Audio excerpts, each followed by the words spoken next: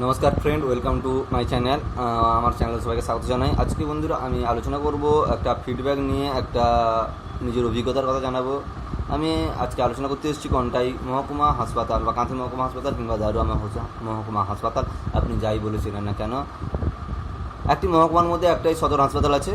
তো ভালো কথা, মানুষ তাদের দুঃখের সময় অর্থাৎ অসুস্থতার সময় মানুষ আসেন চিকিৎসা করাতে এবং পরিবার পরিজনদের নিয়ে সুস্থ করে নিয়ে বাড়ি যায়।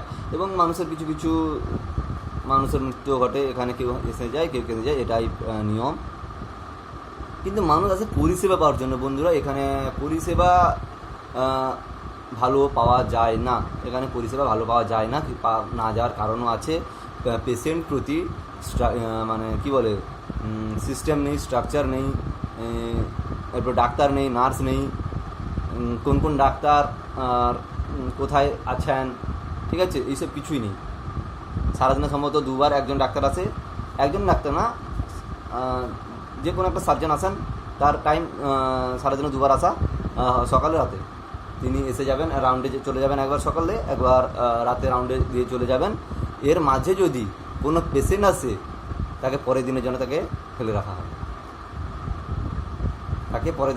রাখা হয়। এবং যিনি ইমার্জেন্সি ডাক্তার যারা থাকেন, যে যার ডিউটির টাইমে, তারা সরাসরি মানে বলেও না কোনো সিরিয়াস পেশেন্ট, ইমার্জেন্সি পেশেন্টকে যে আমাদের এখানে সেই রকম স্ট্রাকচার নেই, ট্রিটমেন্টের ব্যবস্থা নেই এই পেশেন্টের, তো আপনারা আপনার পেশেন্টকে নিয়ে চলে যান। এই হচ্ছে কেন বলে না একজন বাড়ির পেশেন্টের মানে একজন পেশেন্টকে নিয়েও কেন ছেলেখেলা করেন একজন ডাক্তার। আমি এটা ডাক্তারকেই বলবো যে আপনারা সরাসরি বলুন না যে আমাদের কাছে স্ট্রাকচার নেই, একদিন ফেলে রাখার পরে কেন বলেন আমাদের কাছে কিছু হবে না এই পেশেন্ট। আপনি তো ইমার্জেন্সি ডাক্তার, আপনারা তো দেখলেন পেশেন্টকে।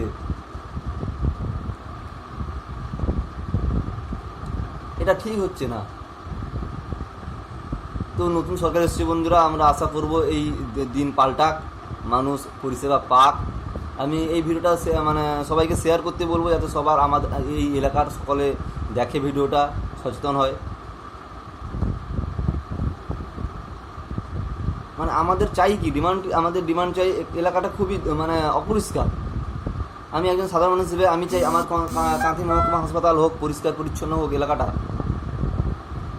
এলাকার চারপাশটা পরিষ্কার পরিচ্ছন্ন হোক। যে সমস্ত রোগীর বাড়ির লোকেরা পেশেন্ট নিয়ে আসেন, ওনারা যেন ঠিকঠাক পরিষেবা পান, এটাই চাই।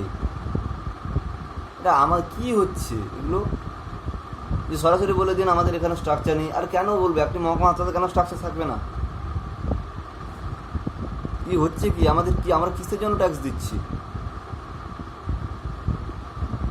তো চাইবো বেডের সংখ্যা বাড়ুক, ডাক্তারের সংখ্যা বাড়ুক, নার্সের সংখ্যা বাড়ুক, পরিষেবা সুস্থভাবে মিলুক, আইসিইউর বেডের সংখ্যা বাড়ুক। এটাই চেয়ে নতুন সরকারের কাছে এই আবেদন রেখে ভিডিও শেষ করছি। নমস্কার, ভালো থাকুন, সুস্থ থাকুন।